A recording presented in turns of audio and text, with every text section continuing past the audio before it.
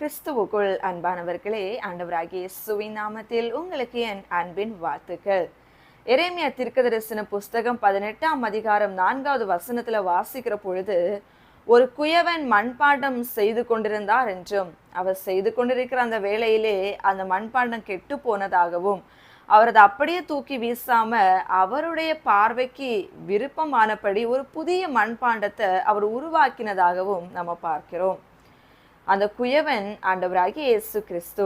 அந்த களிமண் நீங்களும் நானும் தான். என் அன்புக்குரியவர்களே, ஒருவேளை நம்முடைய வாழ்க்கை ஒரு கெட்டு போன ஒரு அனுபவத்துல, உடைந்து போன ஒரு அனுபவத்துல இன்றைக்கு பலவிதமான சோதனைகளினால் நம்ம பாதிக்கப்பட்டு இருக்கலாம். நம்முடைய மகிமையான ஒரு ஒரு ரூபம் இன்றைக்கு இல்லாமற் போய், நமக்கு இருந்த பெயர் எல்லாமே இன்றைக்கு மறைந்து போய், பலவிதமான அவமானங்களும் பலவிதமான போராட்டங்களும் பலவிதமான நெருக்கங்களும் நம்ம வாழ்க்கையில வந்து இன்றைக்கு நம்ம உடைக்கப்பட்ட ஒரு அனுபவத்துல இருக்கலாம், கெட்டுப்போன ஒரு அனுபவத்துல இருக்கலாம். ஆனால் அந்த கெட்டுப்போன ஒன்றை இந்த உலகம் என்ன செய்யும் தெரியுமா? வேண்டான்னு தூக்கி எறிஞ்சிருவாங்க. இவங்க கிட்ட இருந்த இவங்களுடைய மகிமை போய்விட்டது, இனி நமக்கு இவங்க தேவையில்லைன்னு சொல்லிட்டு இந்த உலகம் என்ன செய்யும் தெரியுமா? நம்மளை தூக்கி எறிஞ்சிரும். இனி நமக்கு இவங்க தேவையில்லைன்னு நம்மளை விட்டுருவாங்க. நமக்கு ஒரு வியாதி வந்த உடனே அப்படி நம்மளை ஒதுக்கிடுவாங்க. நம்மக்கிட்ட இருந்த செல்வாக்கு நம்மை விட்டு போன உடனே நம்ம யாருமே நம்மளை மதிக்க மாட்டாங்க. இது இந்த உலகத்திற்கு உரிய ஒரு நியமம்னே சொல்லலாம், மனிதர்கள் கை கொள்ளுகிற ஒரு நியமம். ஆனால் நம்மை உருவாக்கினவர் எப்படிப்பட்டவர் தெரியுமா? நம்ம கெட்டு போனவர்களாக இருந்தாலுமே, நம்ம வியாதியஸ்தனாக இருந்தாலுமே, குறை உள்ளவர்களாக இருந்தாலுமே, பலவிதமான அவமானங்களினால் உடைக்கப்பட்டு உருக்குலைந்து இருந்தாலுமே, அவர் கரத்துல நம்மை நாம் ஒப்பு கொடுக்கிற பொழுது அவர் என்ன செய்கிறாரு தெரியுமா? நம்மை புதிய ஒரு வாழ்க்கைக்கு நேராக நம்மை அவர் நடத்துவார். நமக்கு ஒரு புதிய ஒரு வாழ்க்கையை கொடுப்பார், புதிய பாதையை நமக்கு உருவாக்கி கொடுப்பார், புதிய வாசல்களை நமக்கு திறந்து கொடுப்பார். அவர் பார்வைக்கு ஏற்றபடி, அதாவது அவருக்கு விருப்பமானபடி அவர் நம்மை உருவாக்குகிற குயவனாக இருக்கிறாரு. ஆகையினால் அன்புக்குரியவர்களே, ஒருவேளை நீங்க மற்றவர்களினால் உடைக்கப்பட்டிருக்கலாம். இன்னைக்கு உடைந்து போன இவன் நமக்கு உதவாதவன் என்று சொல்லி நம்மளை இன்றைக்கு எல்லாருமே உதாசனப்படுத்தி வெறுத்து தள்ளி இருக்கலாம். அதாவது கர்த்தருடைய பக்தன் சொல்லுவான், நான் செத்தவனை போல எல்லாராலுமே மறக்கப்பட்டேன் என்று அவர் சொல்லுகிற ஒரு வார்த்தையை பார்க்க முடியும். அன்பு ஜனமே, இந்த உலகம் நம்மக்கிட்ட மதிப்பு, அழகு, செல்வாக்கு எல்லாம் இருந்தாதான் நம்ம ஏற்றுக்கொள்ளுவாங்க. ஆனா ஆண்டவர் அப்படிப்பட்டவர் அல்ல. உடைக்கப்பட்டவர்களை அவர் தேடி அவர் கரத்துல எடுத்து அவர்களை ஆசிர்வதிக்கிற தெய்வமா இருக்கிறாரு. அழகான ஒரு பாடல் வரிகள் உண்டு.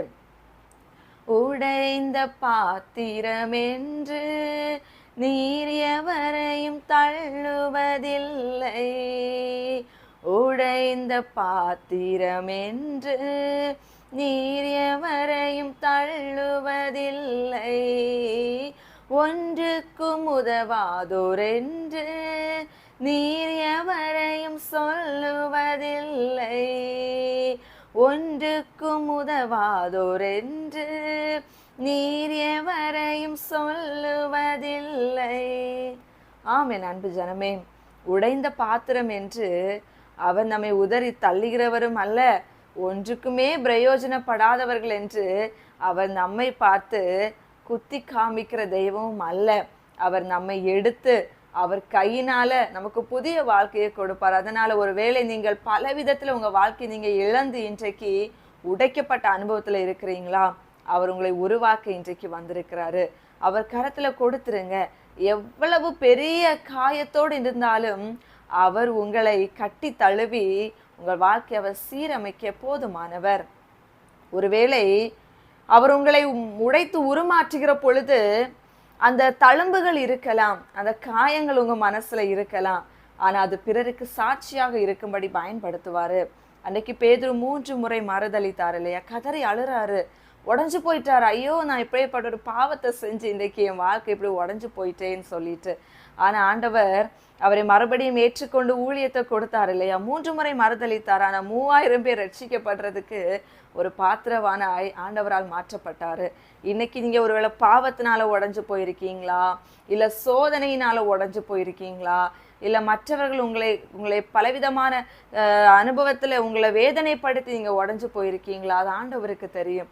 எந்த நிலைமையில உடைஞ்சு போயிருந்தாலும் உங்களை உருவாக்குகிற தேவன் இன்றைக்கு உங்களை தேடி வந்திருக்கிறாரு. அவர் கரத்துல உங்களை ஒப்பு கொடுங்க. புதிய வாழ்க்கையை கொடுத்து ஆசீர்வாதமாக நடத்துவார். ஜெபிப்போமா? எங்களை நேசிக்கிற நல்ல தகப்பனே, உடைந்து போன பாத்திரத்தை அதை பிரயோஜனமுள்ள பாத்திரமாக மாற்றுகிற தெய்வம் நீர் என்று நாங்கள் அறிந்திருக்கின்றோம்.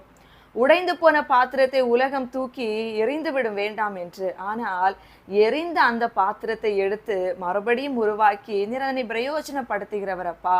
இன்றைக்கு உம்மை தேடுகிற அநேக பிள்ளைகளுடைய வாழ்க்கையில உடைந்து போன ஒரு அனுபவத்தோடு கூட உட்கார்ந்து இருக்கலாம்.